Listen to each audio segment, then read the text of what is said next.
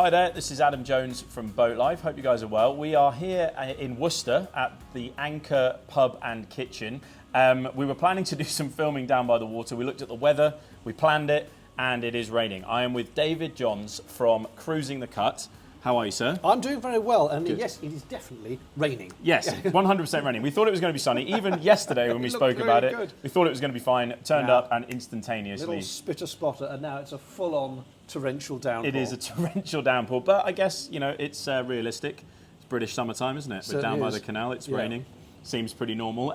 Today, I am obviously with David to announce something really exciting, that David is going to be aligning himself as an ambassador for BoatLife this year. A couple of things that are really exciting about that. David has been to both of the BoatLife iterations up to now, so he can give us a really nice insight of his journey with BoatLife to now. I want to discuss a little bit about your channel, and then we're going to discuss kind of why your community and our community kind of come together. Okay. So, firstly, tell us a little bit about BoatLife for you. How have you found the last 2 years?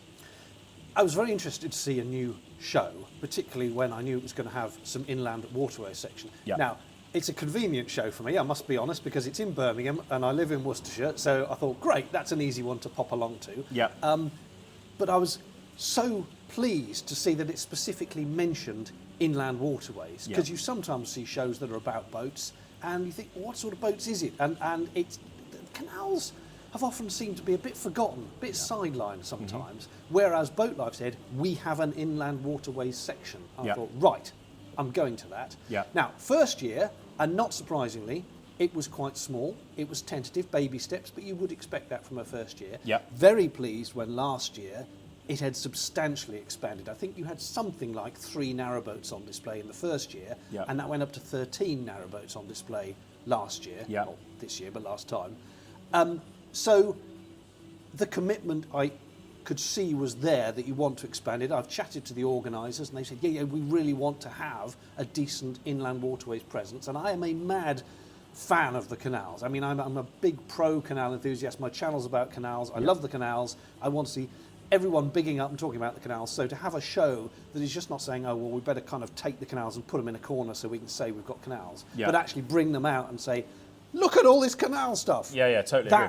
Is nice, and whilst it is still clearly a new show, I do believe the organisers when they say we want to keep expanding and making it and keep focusing on that element of it. So that is good for me and for everybody who's interested in canals. Absolutely, and I think we've discussed it a little bit off camera, and I think one of the big things that I keep talking about in all the videos is bringing the individual boating communities together. And you say that you love the canals, and I love the canals, but for a very different reason, because I go fishing on the canals. Fisherman. Exactly. Well, this is why we've got this table between us. But I think the key bit is all of us understanding our communities better, so we can all live on the waterways in a much more harmonious way and help make the waterways a better place for the future. And the canals are in a bit of a perilous state at the moment, as you probably know, with funding. There is no doubt that a lot of the canals, there's more maintenance that needs to be done. The Canal and River Trust are in a terrible position because they just don't have the funds to do it. Of course, and it is time, as you say, for the whole community, not just narrowboaters, but fishermen, walkers, joggers, cyclists, anyone who uses the canals needs to recognise the danger to the canals of them falling even further behind with maintenance. So yes, let us bring the community together and say, okay, well, we're all there for different reasons, but actually we can also focus on, we love the canals, we want the canals to continue, and we need them to have more funding, and we need more people to understand how many people are involved in the canals. 100%. As you say, the different communities. So whilst, as you say, the fishermen might be doing this and the walkers might be doing that, anyone who likes their canal does need to understand that there is a problem at the moment with maintenance and money, and we all need to be banding together to make everyone aware of how valuable the canals are. 100%, and I think it's the same with the rivers. And obviously, for me, canals and rivers are obviously interlinked, but they really are some of the rivers you can't necessarily boat on. Anglers spend a lot more time on, and a lot of the rivers that you can boat on, there are less anglers comparatively. But we've got, like you said, underfunding. We've got lots and lots of stuff going on with pollution at the moment that the broader population are now becoming aware of. But one of the things I always say is that as long as the ducks are floating on the surface, the general public generally are happy that everything's fine. But what's going on underneath the surface is really important as well.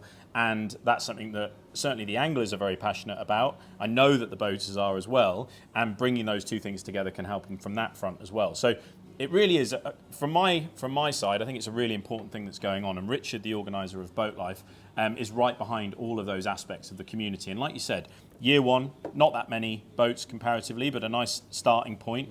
Year two, definitely more boats. There's a few things that we noticed, and I've heard from speaking to lots of people, interactivity stuff, just things to do around the show. We're going to be increasing that for this year. Where we did that last year, it was really successful, so we want to try and do a few more interesting things. And then a couple more things that you can take home. Do you know, you can come, and if you're looking for something on your boat that you wanted to go to a chandlery for, we'll have 2 or 3 options at the boat show. You can come and pick them up. There is nothing quite like the joy of going to a boat show and buying toys. Yes, absolutely. Even if it's a tiny toy, Yeah. you want to come home with something. Yeah, 100%. So, yeah, more stuff at a nice show discount. 100%. I love a show discount. Yeah, so there's me too. got to be some of that. Yeah, perfect. Well, you've heard it now, Richard. That's what we need more for next year. So I'm only coming along if there's decent show discounts. Me too, as well, to be fair. So we're going to have more fishing show stuff. We're going to have obviously more stuff in the inland area. It's a little bit more difficult with the big boats, but I'm sure we can look at something. So let's just segue back to your channel, your bread and butter, and kind of obviously what you're well known for. So just talk to us a little bit about Cruising the Cup, where it started, and obviously the journey you've been on and where you are now.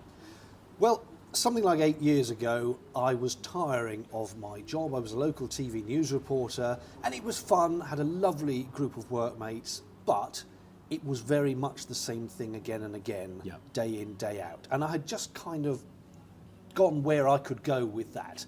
And almost overnight, not quite, I just thought, you know what, I'm going to sell my house, quit the job, and buy a narrowboat. It really was almost like a switch flicked. Amazing. Put the house on the market, bought the narrowboat, and went to live aboard. And I thought at the time, right, this does obviously present a problem in that I'm now unemployed. I will need to do some income somehow.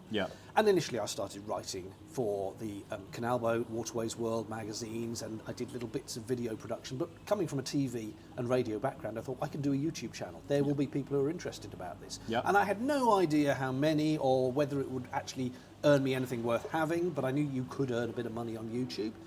So I set up a YouTube channel, initially documenting me looking for the boat and then actually buying it and starting to live aboard and doing little repairs and things like that. And that turned into 7 years of life aboard.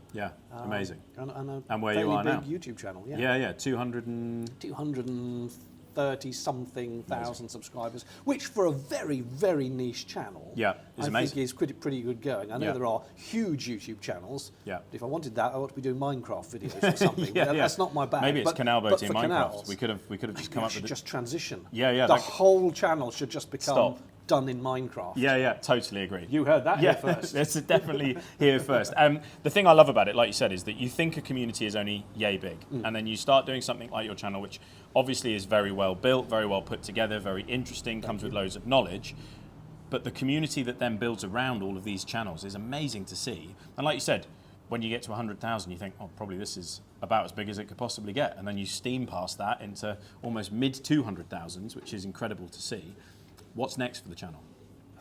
That is a very good question. And I don't have an answer for it, other than I do intend to keep putting the videos out. Now, for a variety of personal reasons, I had to sell my boat last year, but I'm still as passionate about the canals. I love the canals, I love canal life, and I'm making the videos about the canals, about the people on the canals, about aspects of the canals, and that is what I fully intend to keep on doing.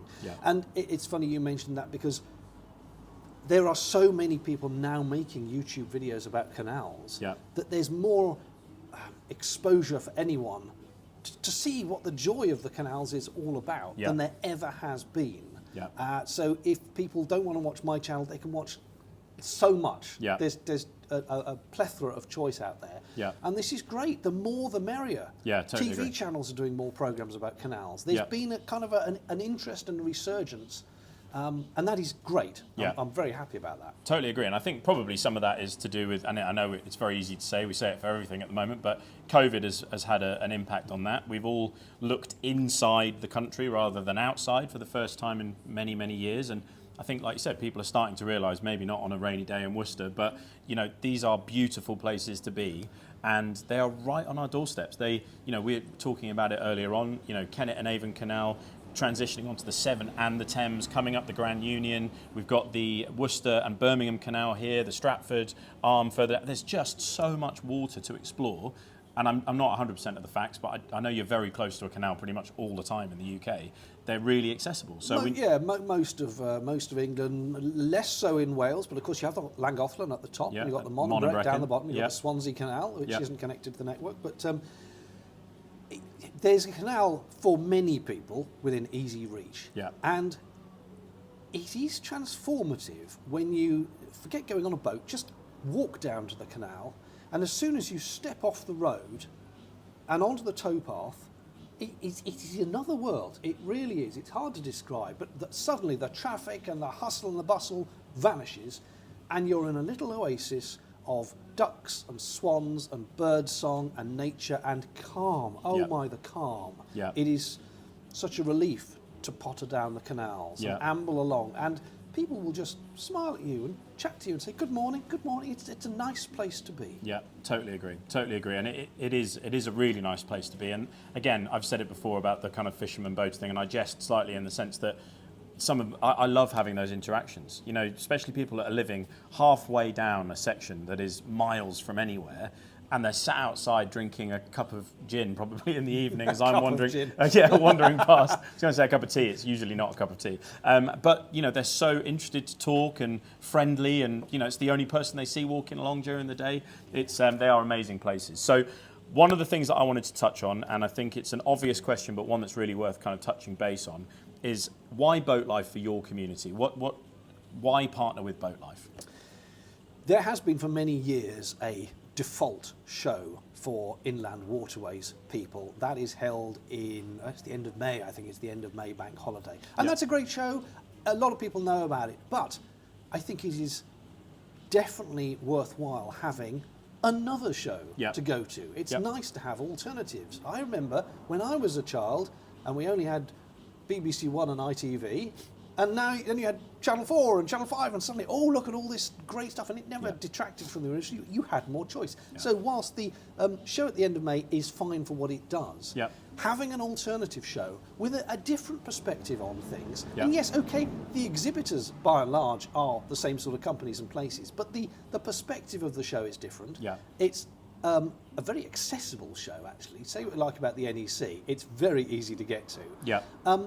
And it's nice to have a show that wants to succeed and wants to be different. And I suppose it is worth pointing out, just for followers of mine here thinking, oh great, it's all canals. No, it's not all canals. It is canals and fishing boats and occasionally the odd one or two giant mega gin palace.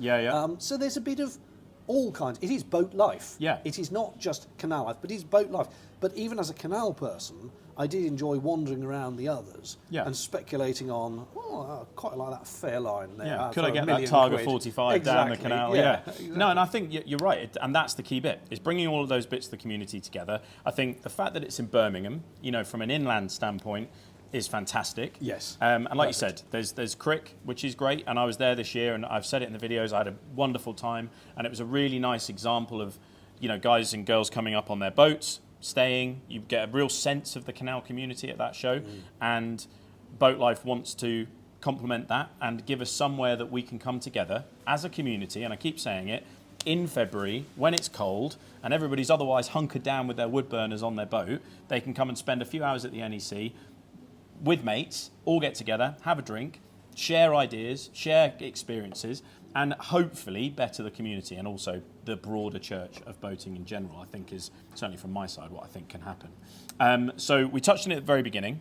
The show's obviously really good and there's things we're doing better. From your side, what would you like to see more of at the show? Is there anything that you think we can be doing this year, next year and beyond that you'd like to see?